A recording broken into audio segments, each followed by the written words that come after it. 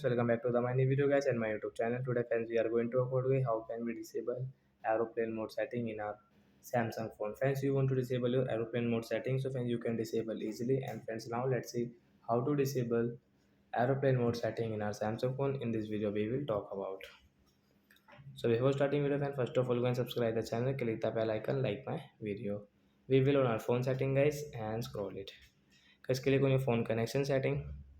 Flight mode setting means guys aeroplane mode setting. Friends, you can see here. Friends, you want to disable. Friends, right side green icon guys you can see on your screen.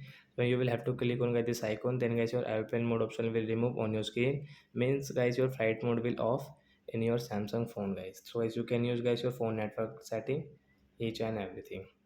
So like that guys you can disable your aeroplane mode option, means flight mode setting in your Samsung phone. So that's it guys, thanks for watching the video guys. We will meet on next video. Bye bye friends.